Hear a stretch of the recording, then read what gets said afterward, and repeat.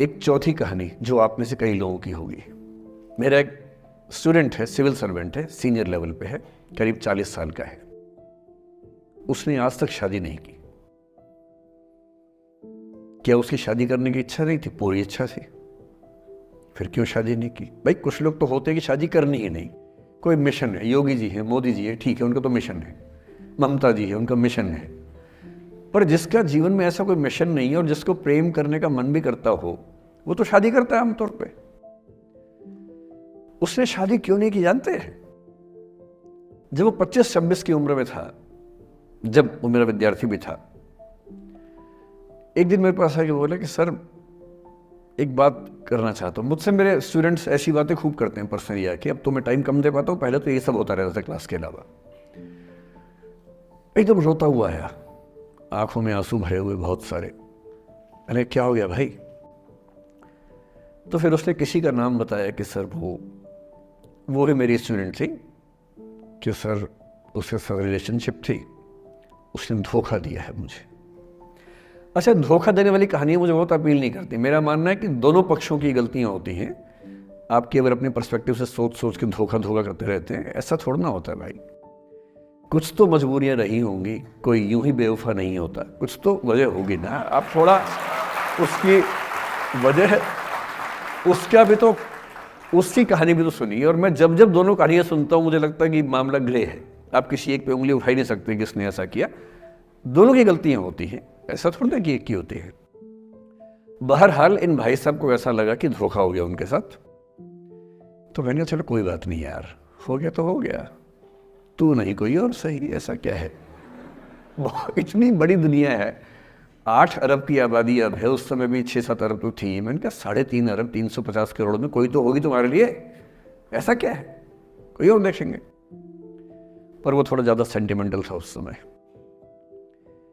धीरे धीरे पता नहीं उसके मन में क्या बैठ गया, उसके मन में ये बैठा कि दुनिया की सारी लड़कियां धोखेबाज होती हैं। ऐसे मूर्खों की कमी नहीं है दुनिया में, ऐसे बहुत मूर्ख हैं। दर्शन की दुनिया में इसे अवैध सामान्यीकरण कहते हैं, इलिसिट जनरलाइजेशन। इसका मतलब बहुत छोटे सैंपल के बेस पे ये समझ लेना कि ये थियरी पूरे ब्रह्मांड पर लागू होती है। एक लड़की ने धोखा दिया, मान लीजिए धोखा दिया, धोखा इसने दिया कि उसने दिया कि किसी ने दिया, जो भी कहानी हो, एक सैंपल से ये मान लेना कि सब ऐसे होते हैं।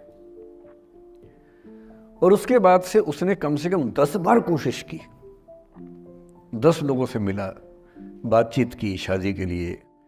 डेटिंग तो क्या करेगा 40 की उम्र में, लेकिन हाँ बातचीत करके देखा कि शायद रुचियां मिल जाए, स्वभाव मिल जाए तो शादी के बारे में सोचें।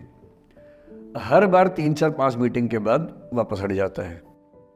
अब तो मैंने पूछना बंद कर दिया है। जब तक मैं पूछता था, बोलता था कि सर 3-4 मीटिंग के बाद लगता है कि ये भी वैसी ही है। मैंने कहा भूल जाओ भाई, उससे भूल जाओ, बात खत्म हो गई। उसके बच्चे घूम रहे हैं आजकल स्कूल में, अब तुम कम से कम शादी तो कर लो। वो भाई साहब आज तक अकेले हैं और अब तो बाजार में मूल्य भी कम हो गया उनका, अब विकल्प भी ज़्यादा नहीं मिलते हैं। अब जो विकल्प मिल रहे हैं वहाँ उसकी रुचि और कम हो गई है। तो पूरी संभावना है कि वो जीवन अकेले ही गुजरेगा अब उसका। एक अंतिम एग्जाम्पल देके फिर मैं निष्कर्ष की तरफ बढ़ूंगा।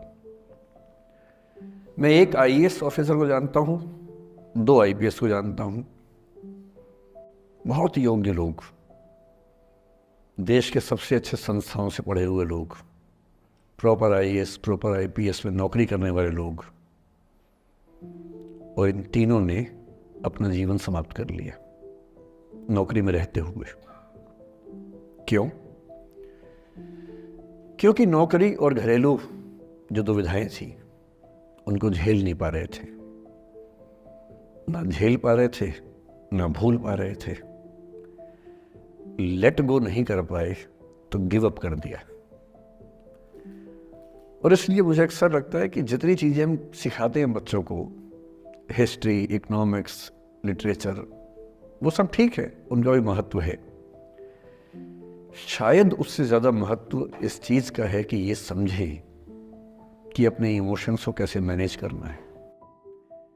जब जीवन में ऐसा लगे कि सब खत्म हो गया है, जब जीवन में लगे कि बहुत टॉक्सिक किस्म की लाइफ हो गई है, उससे बाहर कैसे निकलें, शायद ये सबसे महत्वपूर्ण लेसन होता है जो हम सबको सीखना चाहिए।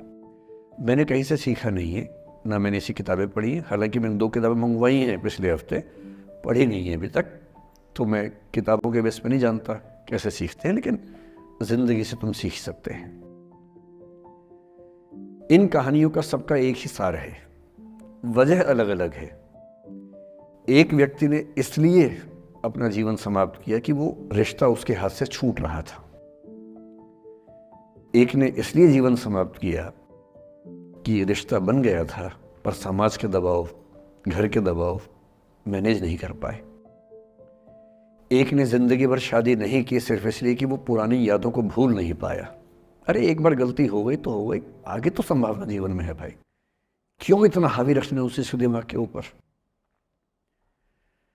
कुछ लोग देश की सबसे अच्छी नौकरी में होकर हर पैमाने पर सफलता की हर कसौटी पर खरा उतरने के बाद जीवन नहीं बचा पाए, क्योंकि दूसरों की नज़र में आप बहुत सफल हो जाए, अपनी नज़र में शून्य हो, तो फिर जीवन कैसे बने, जीवन कैसे बचे। इन सारी कहानियों का मूल भाव एक ही है, अगर आप खुद को हैंडल नहीं कर सकते तो दुनिया को क्या हैंडल करेंगे। दुनिया को हैंडल करने से पहले खुद को हैंडल करना सीखना पड़ता है, और उसका सबसे आसान जो रामबाण उपाय है उसको बोलते हैं द आर्ट ऑफ लेटिंग गो। जाने दो। वो अफसाना जिसे अंजाम तक लाना न हो मुमकिन,